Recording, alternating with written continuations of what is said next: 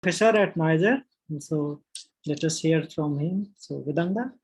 Thank you. Siddharth, you all can hear me and see my slides? Yes. There was another chat. We can continue, sir. Okay. Yeah, so this is I'm going to talk to you in 45 minutes about some aspects of our search for signatures of quark-gluon plasma and heavy ion collisions. The main set of talks will be given by Partha, which you will hear from tomorrow onwards. I'll try to cover some general aspects. Okay. It is similar to what I discussed in the last school and thought we can go through it. So let me start by discussing with you two observations in nature. On the left-hand side is a structure of atom, and it consists of a positively charged nucleus, electrons moving around. Inside the nucleus are nucleons. They are protons and neutrons. Inside the protons and neutrons are quarks. In fact, there are quark-gluons all inside these objects, which are also called as hadrons. Hadrons are of two types, baryons and mesons, and proton and neutrons are baryons. Okay, so these quarks are always confined inside hadrons. So far, free quark in nature has not been seen. So this is one observation that you see in nature.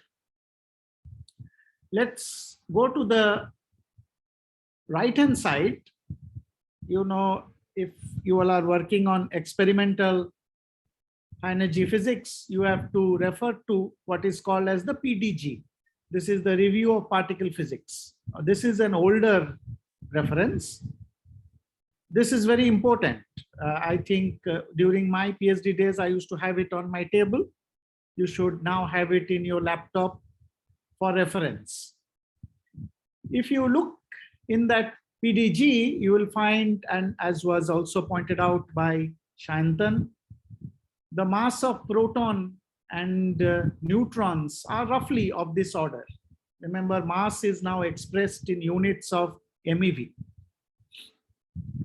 In the same particle data book, if you look at the light quark masses, they are also given of this range, few MeV. Now, if we take the valence quark composition of protons and neutrons and we try to add up the masses, we do not get back the proton and neutron mass. Remember, such a big difference.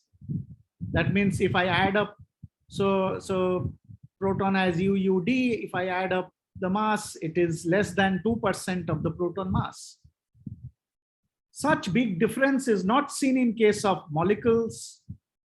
Molecules are made of atoms, and if you add up the atom mass and compare with molecule mass, they're roughly of similar order.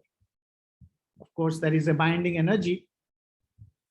They are not seen in atoms. Atoms are made up of nucleons and electrons. If you add up their masses, roughly of the same order, not like 2%, you get back the atom mass.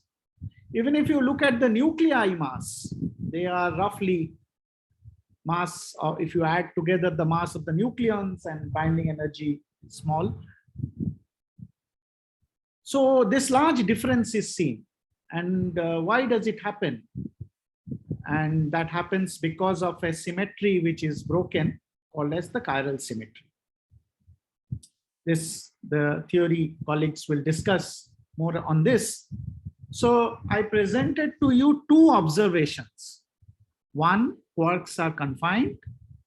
Other, there is a fundamental symmetry which gives rise to mass of hadrons. Remember, the discovery of Higgs told us how these fundamental constituents U and D got their mass. But in order to know how the hadrons got their mass, there is another phenomena called as the chiral symmetry. So the questions that comes to mind is, can we have a free system of quark and gluons, no longer confined, and hence it is deconfined matter?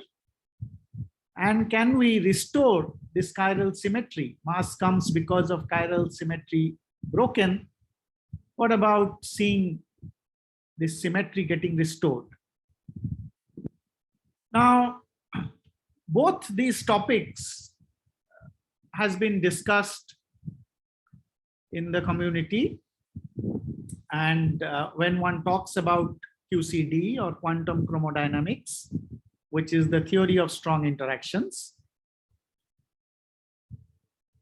Nobel Prize in 2004 was given for discovery of asymptotic freedom in theory of strong interactions.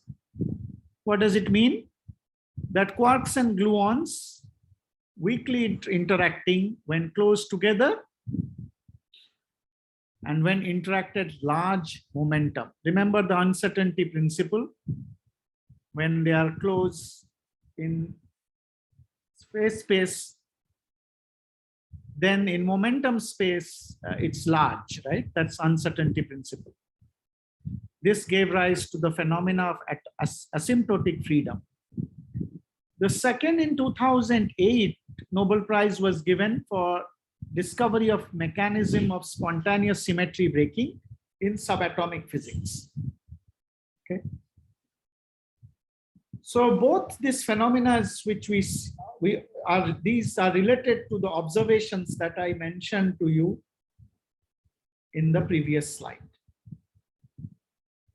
Now, how is it possible to see a deconfined state of quarks and gluons or a chiral symmetry restored phase? So that is possible if we go to high temperature. One place where it seems to have occurred is early universe. So what is shown here is the time evolution of the universe. Now, if you look at this region where the time is between 10 to the power minus 10 to 10 to the power minus 5 seconds, so roughly microsecond old universe, you can see there are free quarks and gluons. If you look at the third row in this figure, that's the temperature. And you can see that you need a temperature of the order of 10 to the power 12 to 10 to the power 15 degree Kelvin. Unit is Kelvin. Then this state of matter can be seen. So that means this temperature, matter will melt into its fundamental constituents. And the two transitions which I referred to in the previous talk, the previous slides, could be attained. Okay. So how to do it? In laboratory, we will try to collide heavy ions at very high energy in order to create. You pump in large energy in a small region. Nuclei sizes are of the order of, radius are of the order of femtometer. And when you pump in large energy in small volume, energy density is large. And you know that energy density is related to temperature.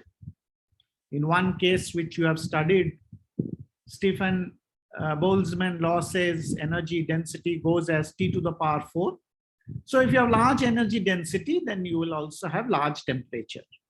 If the temperature is of the order of 10 to the power 12 degree Kelvin, then you expect matter to be melt into its constituent, form a deconfined state of quark and gluons, what we call as Quark-Gluon Plasma. So that's the idea. Okay. Now, we are trying to probe this in the laboratory. That's one of the goals in our heavy ion collisions. The connect that we make is such a system existed in early universe, but there are many differences, like the time scales, the size are all very different when we talk about universe and when we talk about heavy ion collisions. That's why sometimes people refer to as little bang or mini bang. Now, when we are talking about quarks and gluons, we are dealing with strong interaction, and that is the fundamental theory in our field. Now, already Shayantan and Sandeep have hinted or have told you about standard model. It consists of these fundamental particles. Fundamental means at this moment, we know that they do not have any further substructure. And there are 4 kinds of interactions, 3 of which form part of the standard model. They are strong interaction, electromagnetic, and weak. Strong interaction is the one which is responsible for these quark and gluons forming hadrons or nucleons forming nucleus. The electromagnetic interaction, for example, is responsible for positively charged nucleus with negatively charged electrons forming atoms. And phenomena like radioactivity are governed by weak interaction. If strength of strong interaction is taken as order 1, then 100 times weaker is electromagnetic, and roughly 1,000,000 times weaker is weak interaction. Actually, when Peter Higgs and others were trying to give the theory, their initial idea was to find out why weak interaction is weak. And that's how they came up with those pioneering papers. And Higgs was, of course, discovered. So we are going to deal with quarks and gluons. And since they have color charge, their theory is quantum chromodynamics. Chromo means color. Theory of which deals with dynamics of color charges is called quantum chromodynamics, like QCD, analogous to QED, which is theory of particles which have electric charge. Now, this theory of strong interactions has few key ingredients, and that, of course, Sayantan and Sandeep will deal, but let me just mention.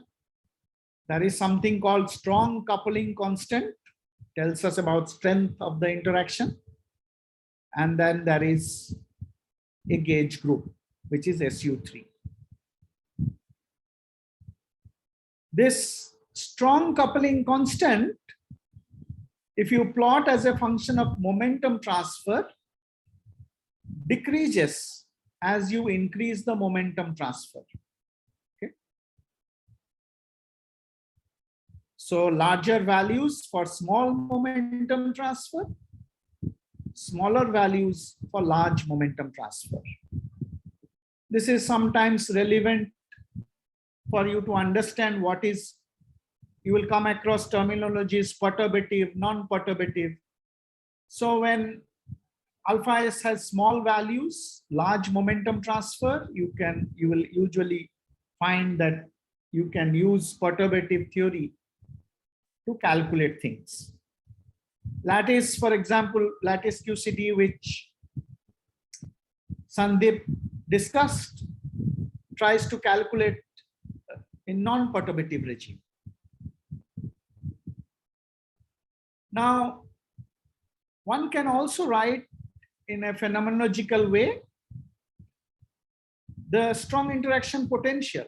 It has a 1/r term, just like Coulombic interaction. And then there is a linear term. It is this linear term which is responsible for the confinement. Okay. It has been shown in lattice calculation. If you take this potential between two quark and an antiquark and try to increase the temperature, this linear term vanishes. So system becomes deconfined.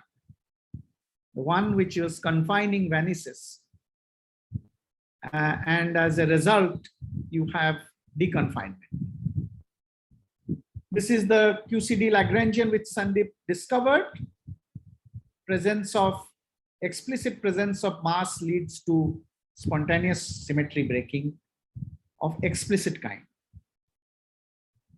So what we are dealing with, remember, is quantum chromodynamics. I'm not going to go into theory part because that's not the aim, but I just wanted to tell you a few things which you should be aware.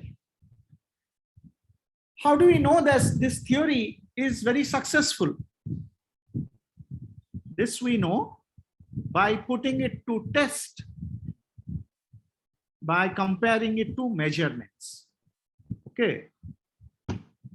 Let's look at the left-hand side. This is some cross-section of measurement of jets by CMS as a function of jet PT. Okay. What I wanted to tell you is, you look at the X and Y axis scale. It is 1000 GeV in X axis. And Y axis is 7 and this is 14. Something like 20 orders of magnitude. And the lines are QCD calculations. Points are data. You can see QCD is able to explain data over 1000 GeV in PT, 20 orders in magnitude in the y-axis. So it's a successful theory. On the middle plot, of course, this plot was, I think, proton-proton collisions at 8 TeV. Middle plot is mass of various particles which we detect in the experiment. Remember, the lines are experimental measurements. The shaded band are the errors, sort of. And the points, red points, are QCD calculations. In order to set the scale of the theory, you need some inputs. So those are given here. Once you have this, remember, QCD has a gauge group and a running coupling constant. That's all.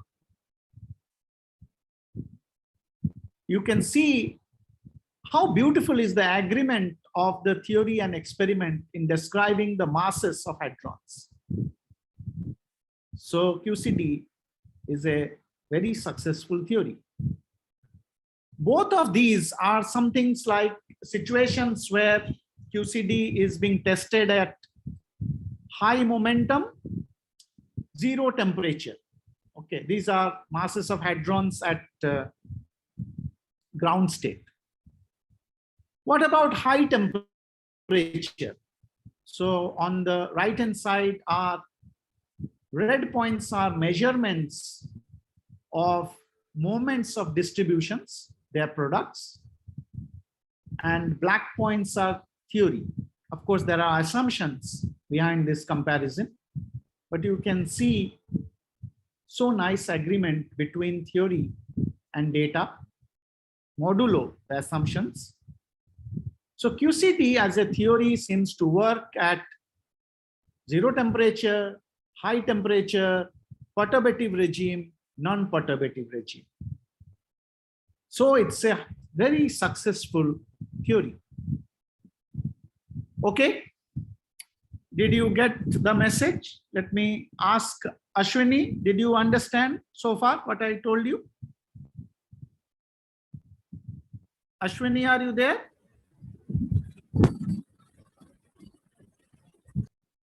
Ashwin Kumar Sahu. Not there. Okay. Balwant Singh, you are there? Hello. Did you Hello, sir. follow what I told?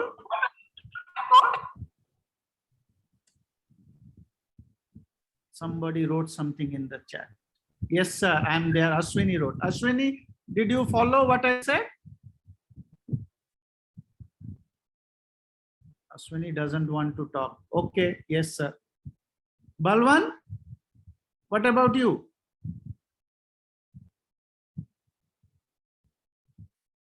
Balwanji, let us see what he wrote. I cannot see the chat. Yes, sir. Okay, thank you. Now let us, okay, let's see. There is some issue with the mic. Okay, fix it next time. Okay, now I have tried to convey to you two things so far. We are trying to create a system which is free quarks and gluons. You know that the temperature has to be of the order of 10 to the power 12 MeV. Chiral symmetry, restored matter, and the theory is QCD, which is a successful theory. Let's see if this theory tells us that indeed, if you go to high temperature, you can create such a matter. Now, this is an old plot, but when you have new plot, the meanings, the things which I'm going to discuss remains the same. This is energy density by T to the power 4. Okay, plotted as a function of temperature by critical temperature, some Tc. When T equal to Tc, this is 1. And you can see that this quantity rises and then sort of saturates. Take any one of the curve. Let's not go into detail, 3 flavor, 2 flavor or not. Now, what is this quantity? If you do a statistical model calculation, assume that particles are massless,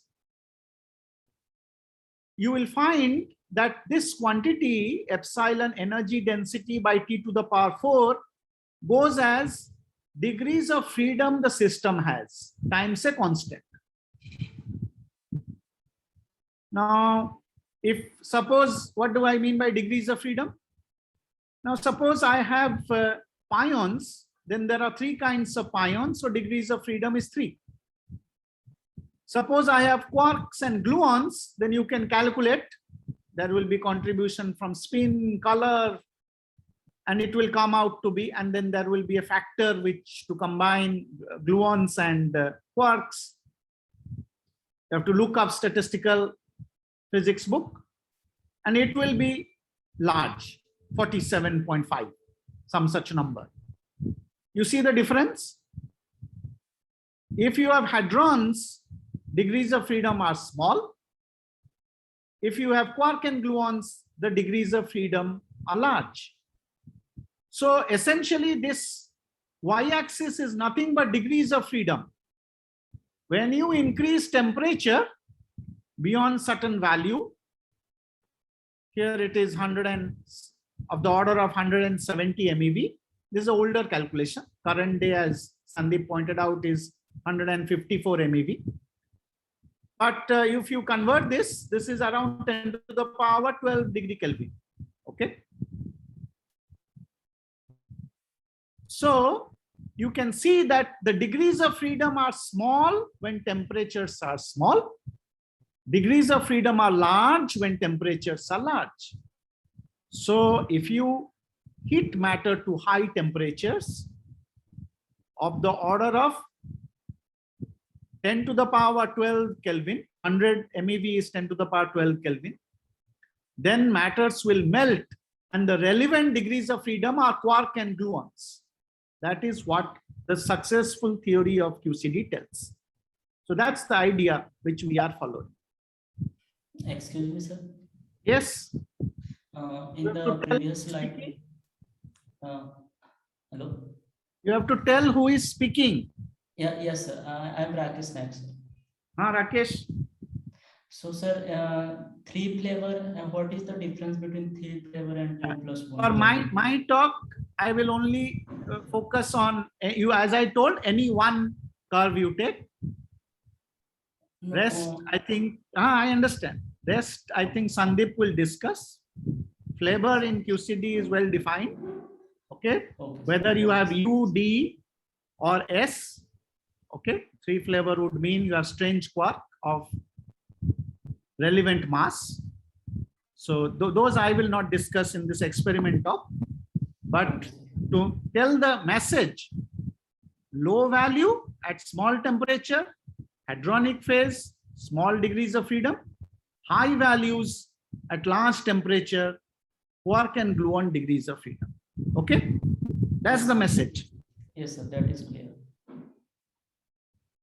Okay, now let us come to, as I was mentioning earlier, another way to look at it is how does this potential change? Here is again an old lattice QCD calculation. Here is potential. This is as a function of distance between, in this case, 2 heavy quarks, quark and antiquark actually.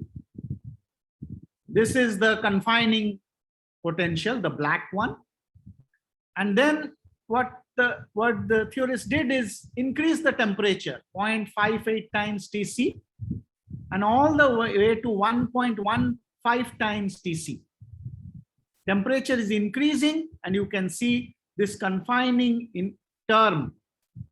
That means when you are trying to separate the 2 quarks, it was becoming more and more difficult as there was a confining force acting. But now when you increase the temperature, it vanishes.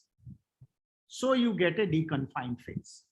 So this is a calculation which demonstrated that the idea, if you pump in large energy, create large energy density, then go to high temperature, you can form a deconfined state of quarks and gluons.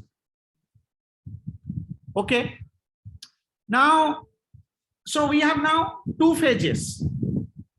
One, ordinary matter that you see around, hadronic phase. The other, where the system is free, deconfined, quarks and gluons. So there is a phase change. Now you will come across various terms. I think Sandeep already mentioned, but I'll try to also again make the point. If you have read in thermodynamics and statistical physics, you have first order phase transition. That means if you take an order parameter and plot it as a function of temperature, what order parameter can be mentioned in the table below. There is a discontinuity at the transition temperature. Sharp change, first order. Second order phase transition, there is a smooth change and crossover, it is a much slower change. How can you, what would be a good example of crossover? For example, ionization process can be one such example. You have hydrogen gas and you ionize it. That's a change from ionic to the ionic form to a atomic form. Similar, that's called crossover in a simple sense. So what is the idea? The idea is below certain temperature, you have confined state. Above certain temperature, deconfined. How does people usually look? They calculate what is called as expectation value of Polyakov loop. Now, don't get scared about it. It is just expectation value of this quantity, e to the power minus beta v. V is the potential, beta is 1 by, this is the kBT. And they just calculate the expectation value. If it is large, they say you are in deconfined state. If it is small, they say you are in confined state. People also calculate expectation value of psi bar, which is referred to as condensates. Again, Sandeep and perhaps Sayantan will discuss. If it goes to small values, symmetry is restored. If it goes to large value, symmetry is broken. That is how theory deals with which phase we are in.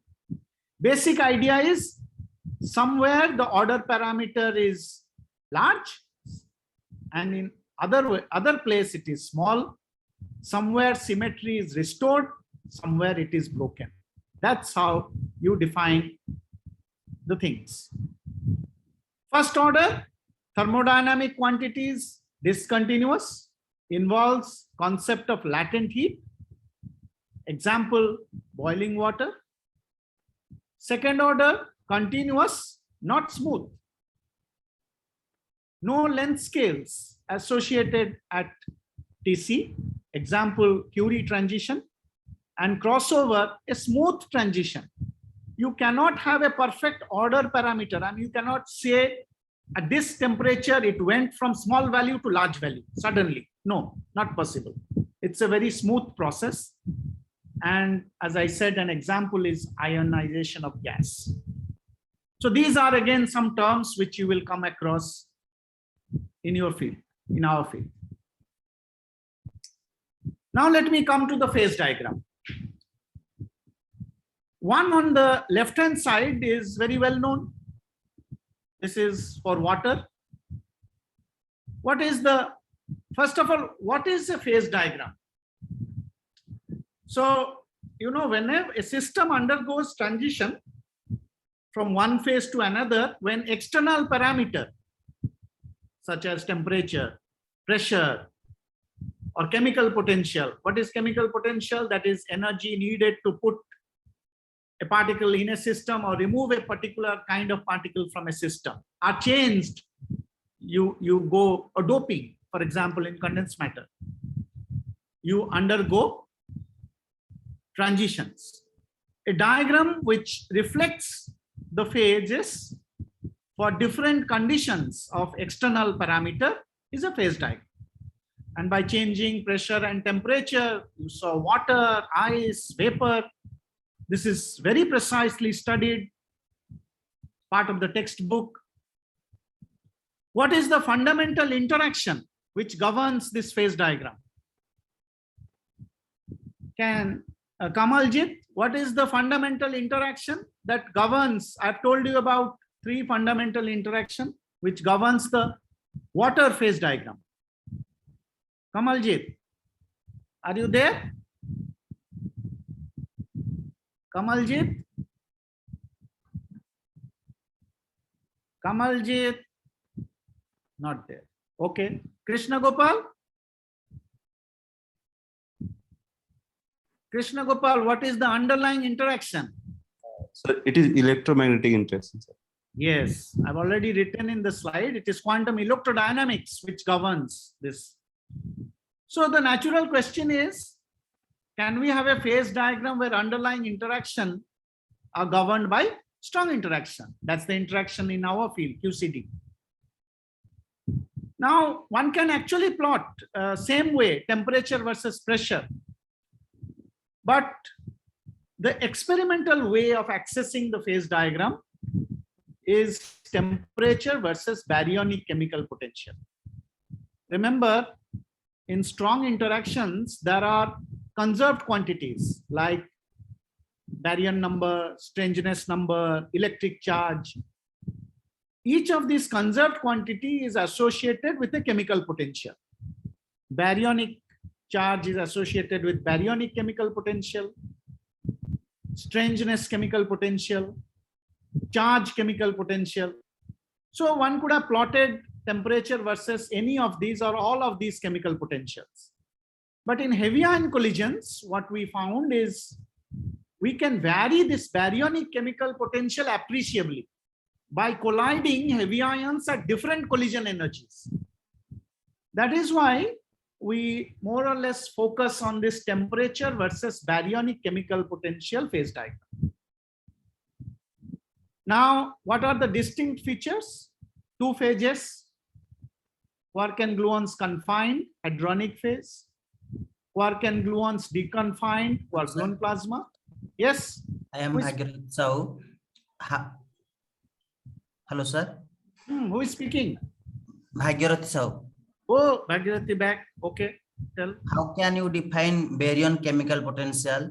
We know chemical potential and Energy needed to put a baryon in a system or remove a baryon from a system. okay. And charge chemical potential. Energy needed to put a charged particle in a system and remove a charged particle. But what about strange chemical potential? Can you now tell? Putting a strange particle and removing a strange particle. Very good. Right. Very good. And total chemical potentials, they are all related, but that you will know when you maybe if you look up more into the statistical mechanics. Okay. Now, yeah. Now you see how beautiful is this phase diagram. Lattice QCD, which Sandeep discussed, says that at small baryonic chemical potential and large temperature, it's a crossover. Remember last slide I discussed what is crossover. Theory also says that at large baryonic chemical potential, it's first order. Somewhere this first order phase transition ends and crossover starts. This is a second order phase transition point and also called as critical point. If you vary the collision energy, higher the collision energy, smaller is the chemical potential, larger is the temperature. Lower the collision energy, larger is the baryonic chemical potential, smaller is the temperature. So if you vary collision energy, you can access this phase diagram. And that is what we do in our field. Now, let me spend some time in discussing how does this heavy ion collisions evolve. Now, this is a diagram taken from Chun Shen. Two heavy ions, it could be gold or lead, they are accelerated at high speed. Hence, as per relativity, they are Lorentz contracted along the direction of motion. So they form this pancake type of structure. They come and collide. And then if large amount of energy is pumped in a small volume, energy density is large, temperature is large. If temperature is large enough, 10 to the power 12 degree Kelvin, then matter will melt into quarks and gluons. The system will expand. Now, when you are expanding a system, you have learned in thermodynamics, work is being done. So energy is spent. So temperature will fall. When temperature falls below the transition temperature, remember Sandeep said it is around 154 MeV. When the temperature falls below that, as in normal nature, you will have no longer free quarks and gluons. You will have hadrons. Now these hadrons will be interacting. When the inelastic collisions among the hadrons stop, then no new kind of particles are produced. That is called chemical freeze out. When elastic collisions stop, then the momentum distributions are frozen. No more change in momentum of the particles. And you have kinetic freeze out. These are the terminologies you will come across. The particles come and hit your detector and you detect them. That's the evolution. All of these is over in flash of a time. And that makes the experiment, detection, interpretation very, very challenging and difficult. That's the difference between universe and heavy ion collisions. Universe took long time to evolve, thermalize, and form matter. But here everything is at femtoscale, size and time. Another way to look at this space-time evolution, again, you will come across, is this Minkowski space-time diagram. This is the space coordinate in x-axis and time in y-axis. You have this two nuclei A and B coming and colliding. Remember this light cone. You remember this 45-degree line is where light travels. And when the A and B come and collide, after some time, if the energy densities are large enough, matter melt into QGP. Now, if it's a first order phase transition, it will go through mixed phase. Mixed phase means gradually quark and gluons will start getting converted into hadrons, temperature remaining constant. Where will the energy come? Is the latent heat. When all the quarks and gluons are converted into hadron, then you have the hadronic phase. When inelastic collision stops, you have the chemical freeze out. When elastic collision also stops, you have kinetic freeze out. In heavy ion collisions at high energy, we expect this to be the process. Of course, it could be also crossover. So we try to usually contrast our measurements to PP collisions, where you find something like happening on the left-hand side. There is no QGP phase. So PP collision is our reference for AA collision. Of course, with LHC, we found that even high multiplicity PP collision is mimicking some of the signals of QGP. But what I'm talking about is minimum bias PP collisions. But that's why you will find many of our results are compared to PP collisions, sort of a baseline, to see if heavy ion collision is a simple superposition of PP collisions or something beyond. Something beyond is interesting. I want to say another point here. During the universe evolution, it undertook some phase transitions. You know, different kinds of interactions started decoupling. There was grand unified transition, electroweak phase transition, and QCD transition. You just look at the temperature scales, 10 to the power 16 GeV, 150 GeV, and 200 MeV. So we are lucky that the current day accelerators can reach matters which are of the order of hundreds of MeV. And we are lucky that we can probe this phase transition in laboratory. Other two has to be done in very indirect way, because such temperatures reaching in laboratory with the current accelerators are difficult. So we are in the right energy temperature scales to probe the transition. This is a very important reference. All students should read J.D. Bjorken paper where this space-time evolution is described. Now, let me ask if Sonali, did you understand so far? Sonali? Yes, sir. Okay, very good. Suraj Prasad? Yes, sir. You also understood a little bit? Yes, sir. Okay, thank you. Now, not only heavy ion collisions have time evolution, the experiments also have time evolution. So it started with, well, before I go there, remember, I'm just giving you some idea of the energy scales we are dealing with. Ionization energy of the order of EV, remember, hydrogen atom, 13 of the order of 13 EV. Fission, uranium nuclei, 200 MeV. Heavy ions are dealing with GeV and TeV. Okay. It all started at Bevalak. You know, earlier this unit GeV was called BeV, Bevalak. Okay. Later on it was changed to GeV. Otherwise it was called BeV. You can actually see papers Maybe it was there in the paper of antiproton discovery. It was written BeV, if I remember. So at LBL and GSI, there were experiments.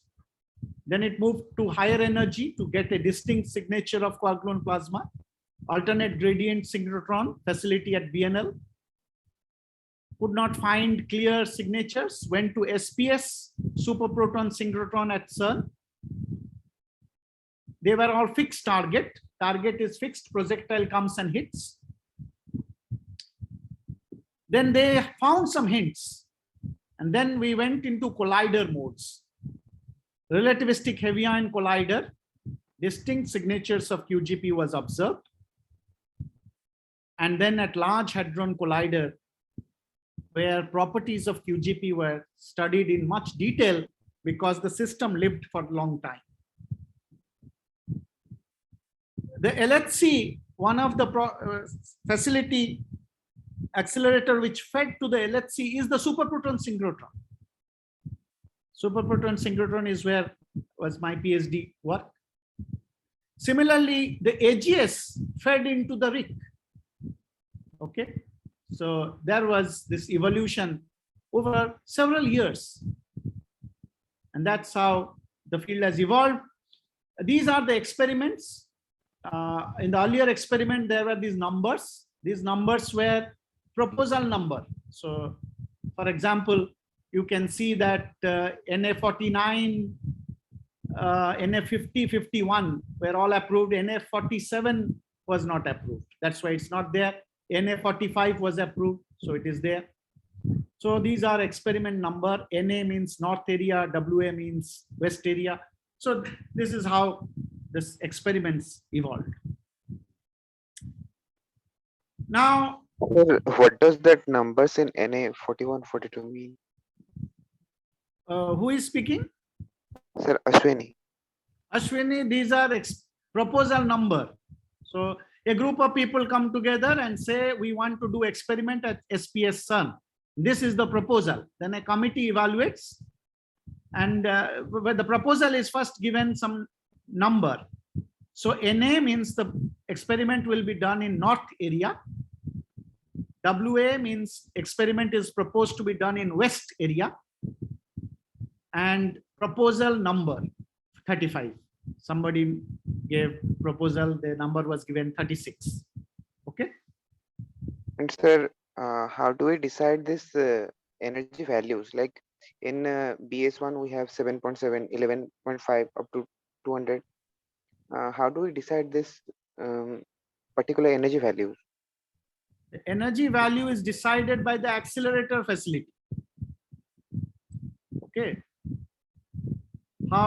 What range the accelerator can accelerate.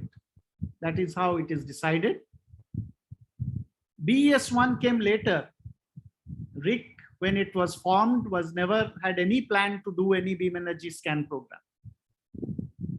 Sometime in 2008, a proposal was made. 2008, yes. And the proposal was turned down. And we were told that you have to do two things. One, you have to show that your detector and accelerator can deliver lower energy and detector can measure. And you need to have good observables. So in 2009, we were given a test run at 9 GeV center of mass energy. It was a test both for the accelerator people as well as the detector, us, the experiment. And we collected 3,000 good events. And we demonstrated that both the detector and accelerator is capable of doing a beam energy scan program. And that's how the experiments program was sanctioned. Okay.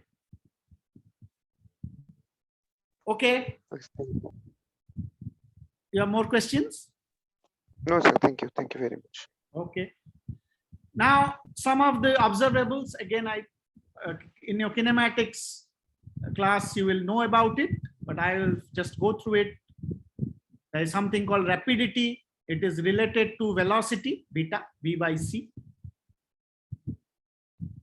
Sometimes when you do not have information of energy or mass of the particles, then you go to pseudo rapidity, the next best thing.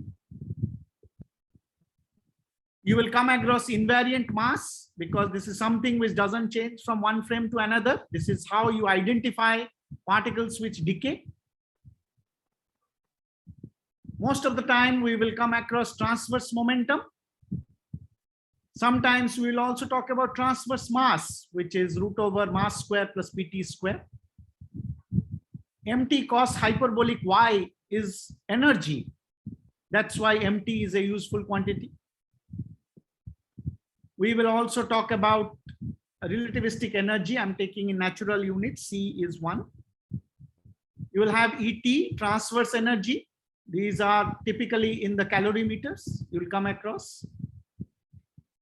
Most of the time you will come across azimuthal angle. It is tan inverse Py by Px. Remember, it's a tricky thing.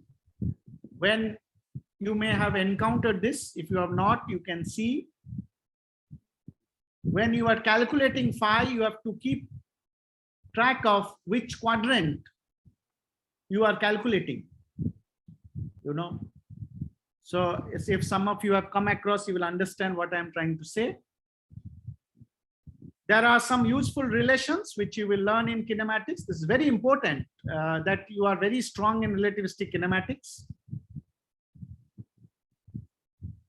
The definitions, of course, this pseudo rapidity theta. Theta is the angle made by the momentum with respect to the g-axis.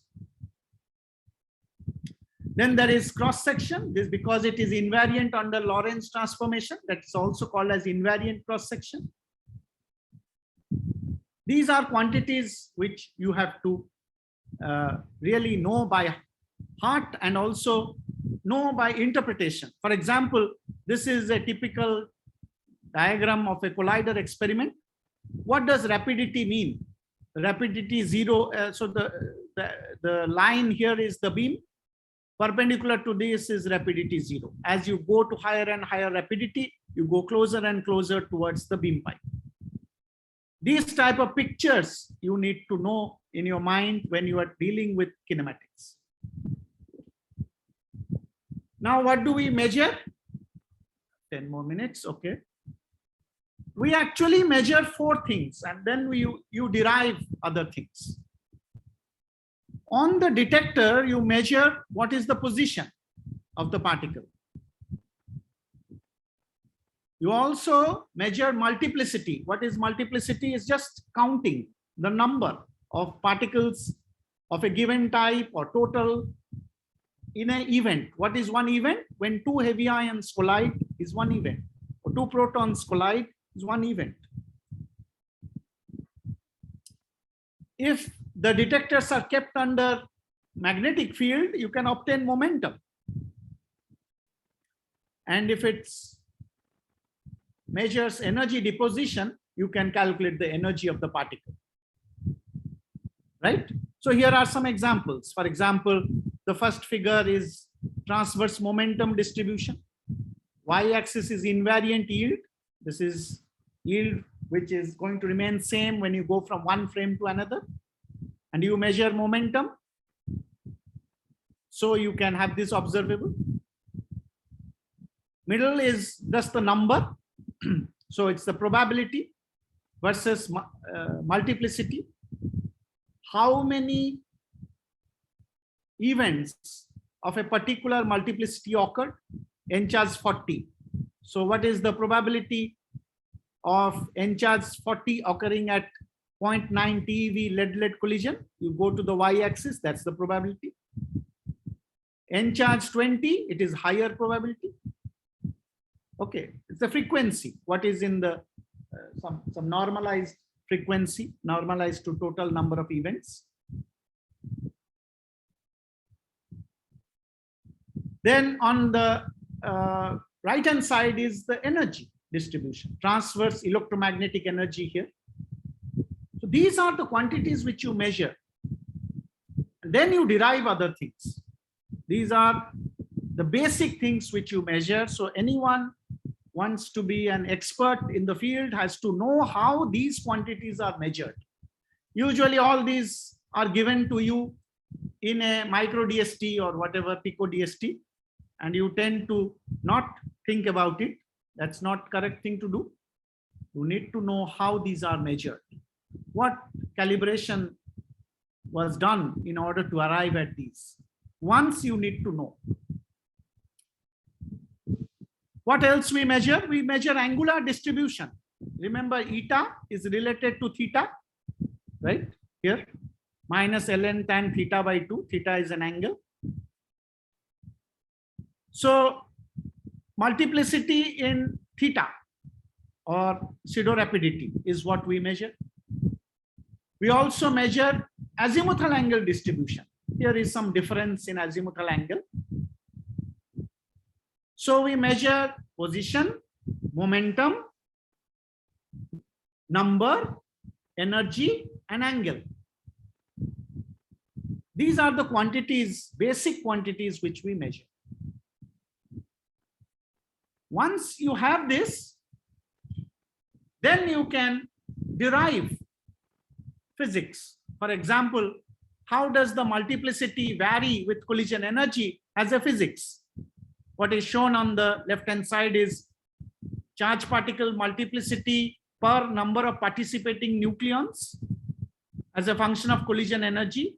This root S dependence, particular power of root S dependence can be connected to some physics. Similarly, measuring the angular distribution in azimuthal angle, you can extract what is called V2, which will be discussed to you in later talks. But remember, this is a quantity which is related to azimuthal angle distribution. And V2 can be then connected to collectivity of the system. Okay. So here is a measurement how collectivity varies with collision energy. You have a physics here to interpret, but this physics is derived from measuring the angles. Now, in what else experiments do? It measures, you actually measure directly 5 kinds of charge particles. What are they? Electron, muon, pion, kaon, and proton. Usual techniques, one on the left-hand side is time of flight. If you read relativistic kinematics, then you can write momentum as gamma beta m. Right? Beta is V by C, gamma is related to beta. And you can write mass as momentum times 1 minus beta square root divided by beta. This you can easily work out yourself. Once you know this, then it is easy to understand the concept of time of flight. Time of flight means time taken by one of these particles to go from one point to another. Time is length divided by velocity. Velocity you can express using these equations in the middle to write in terms of mass and momentum. So the time taken or the time of flight to cover a fixed distance L is related to mass of the particle and its momentum. I'm using natural units. What do you see? For a given momentum, it depends on mass of the particle. And hence you can identify. So here is the velocity versus momentum, and you can see different bands coming from this expression, which I have given on the figure below. So that's how, for a given momentum, the time taken to cover a fixed path or the velocity, which one measures, is related to mass of the particle, and you can identify. Another way is the ionization energy loss, specific ionization energy loss in y-axis versus momentum. Now from Bethe block, due to Bethe and Bloch said this energy loss of charged particles in a sensitive medium goes as a constant, which depends on the detector. And of course, this incident particle, charge and things like that, by velocity square. Once you have 1 by beta, you can use relativistic kinematics to write d dx as a times 1 plus m square by p square. As soon as you have this form, you can easily see for a given momentum, the energy loss depends on mass. Heavier the particle, for a fixed momentum, heavier the particle, more is the energy loss. That's what you see here. Take any momentum, low momentum. Baryons lose less energy compared to kaons, compared to protons. And that's how you detect. Okay. Once you have the momentum information and energy information, you can construct the invariant mass. And then you can detect many other short-lived particles. These are invariant mass. K short decays to 2 pions. It's a neutral particle, so it decays to pi plus pi minus. You look at the invariant mass. Since mass is a fundamental quantity, the peak here corresponds to K0 short. Peak is at K0 short mass.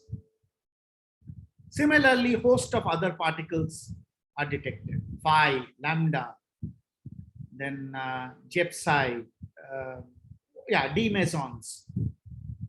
That's how you do it. Of course, to reduce the combinatorial backgrounds, you apply certain criteria and to reduce the background, but that's the basic principle.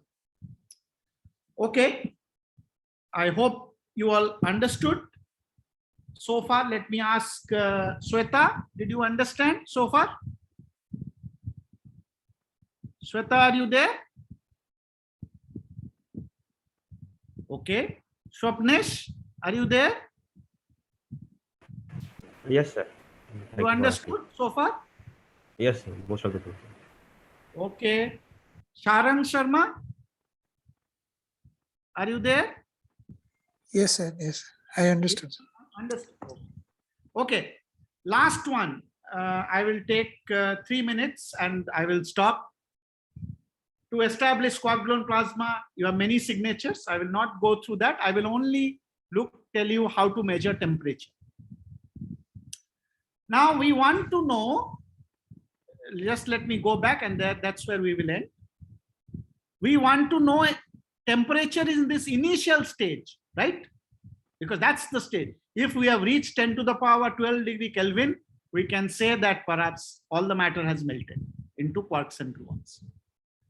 So how to calculate temperature? We cannot put a thermometer. The system is femtoscale, stays for femtoscale time. And also we want to detect the temperature so that anything that we are using to detect that doesn't get distorted by the medium. So our medium is strongly interacting. There's a lot of color charges. So the best way is to look at photons. Photons do not have color charge, so they will not get disturbed in a strongly interacting medium. Which kind of photons? The photons which are coming from interaction of quarks and gluons. Why? Because we want to find out the temperature when quark and gluons were free. So you have read there are different processes like Compton effect. Quark and gluon scatter to give you photon and a quark. Annihilation, quark and antiquark annihilate to give gluon and photon. A accelerated or a decelerated quark or an antiquark will give rise to photons. These photons we want to measure.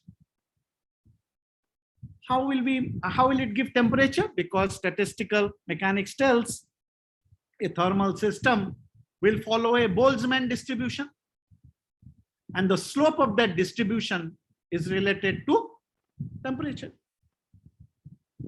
So two things I told. We have to calculate the photons which are coming from interactions of quarks and gluons. make its momentum or energy distribution. If it is exponential, then good. Slope will give you temperature. Same thing can be done for dileptons, but let me not go into that. So experiment started measuring these photons. These are sometimes called as single photons, right? You understand why it is called single photons. Look at these diagrams. Or direct photons, because they are coming from quark-gluon plasma. Photons also come from decay of pi zero, for example, decays to 2 photons. Those has to be removed. We have to only look at photons which do not come from decays. That's what is done in the left-hand side. Photons yields on the y-axis as a function of its transverse momentum. Results are there for heavy ion, and the lowest curve is PP. PP result is thoroughly understood from QCD. The lines that you see are QCD calculations. So we understand how photons are produced in PP collisions. If proton-proton collision was a simple, heavy ion collision is a simple superposition of proton-proton collisions, then you should have got these dashed lines. But you see data is excess. And that's why people claim that these are coming from quark-gluon plasma. The slope is, if you convert the slope to temperature, the slope is 221 MeV, just the slope. And remember, transition temperature was 154 MeV. Temperature is above 10 to the power 12 degree Kelvin. If you really want to find out the initial temperature, then you have to do a hydrodynamics calculation and you will get larger values. So these points here show larger values. The shape of the distribution is Boltzmann exponential, suggesting it's thermal in source. Temperatures 10 to the power 12. We have melted matter to its fundamental constituents. Here are results. Those were from Rick. Here are results from LHC. Again, high temperature, more than 10 to the power 12 degree Kelvin, more than the transition temperature suggested by QCD. So quark-gluon plasma has been formed. Let me stop here.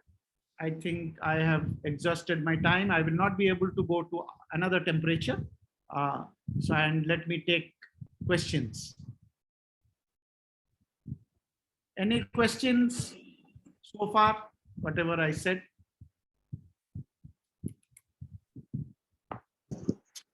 Sir, I have a small question. Suman, okay. Yes. Sir, going to slide 22.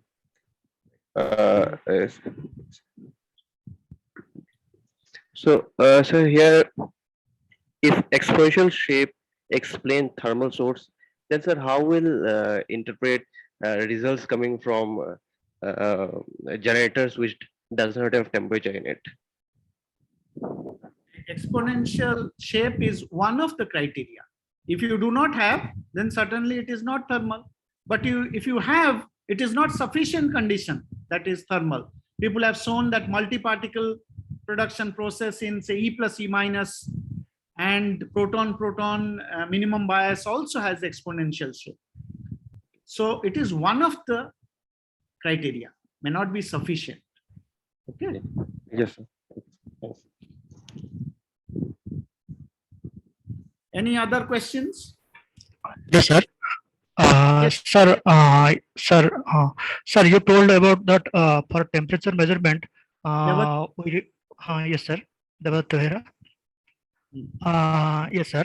Sir, you told about the for temperature measurement, photon must be coming from quarks and gluons, and also photons coming from decay process, pi zero decay. So how can we distinguish between experimentally or theoretically that this photon is coming from quark and gluons? Very good. Photon coming from hadrons, you can do invariant mass. Yes, They will sir. give for the particle from which they are coming. For example, if I do 2 photon invariant mass and I get a peak at pi zero mass, then those photons are coming from pi zero decay, right? If I Yes, do sir. a invariant invariant mass and I get a peak in eta, then those photons are coming from eta. So I do this invariant mass and find out how many photons are coming from pi 0, eta, and other decays, and subtract it from the total photons that I measure. What remains, I take it as photons coming from, dominantly coming from the processes which I showed here. Okay. Yes, sir. Thank you, sir. Any other questions? Hello. Yes. Yes, sir. This is Priyanshi. Yeah, please. Yeah, just one question from the Minkowski diagram that you showed. So, if we can go to the diagram, yeah. Go Hello. on with the question. Yes. Yeah. The question is, we see like below pre-thermal, yeah, pre-equilibrium phase, we see there is a small width in the time axis. Like in mostly we have the Minkowski diagram crosses at x, z, t at 0, right? But here we have like a small wide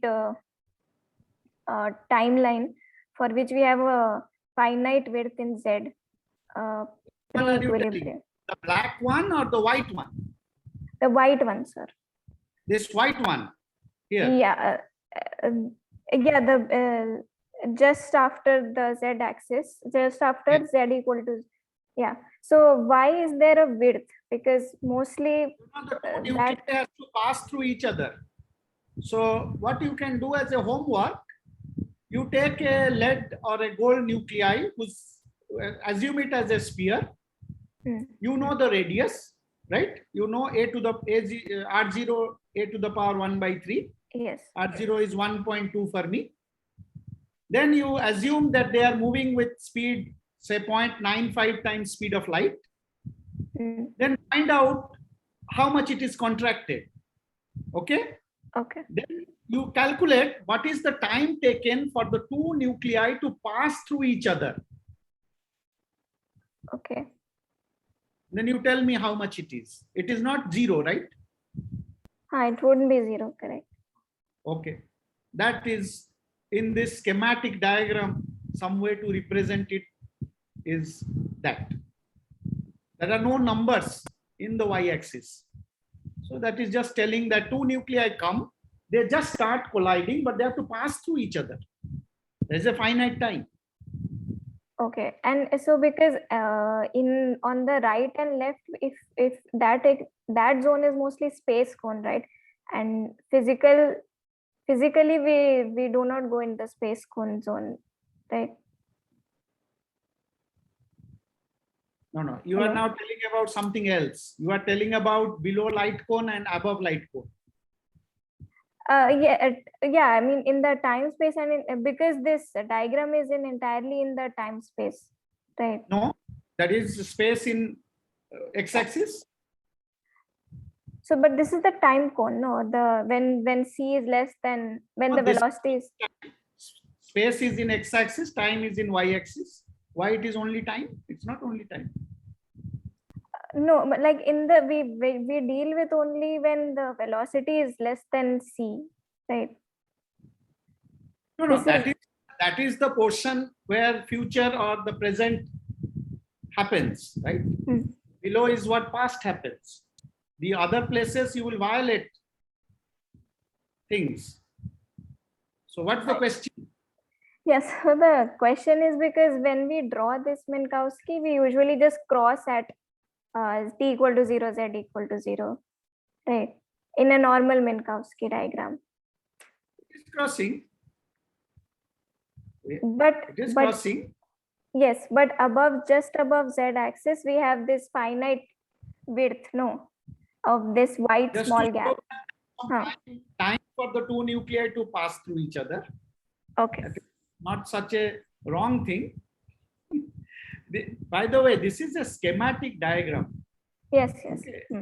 Now, if you can come up with a much more correct diagram, we will use it. No problem. But then you have to come up. somebody came up to this much is also creditable, right? Yes, yes, definitely. Say for example, this phase diagram. You see this line goes, can you see this line, first order phase tension line? Yes, yes. Goes and hits the x-axis. That means there is a transition at 0 temperature. Hmm. Is it possible? No, no. So, so you have to, you make it better. We will all use it. Okay. Yes. Okay. Any other questions? Otherwise, I'll eat away Saurav's time. Okay.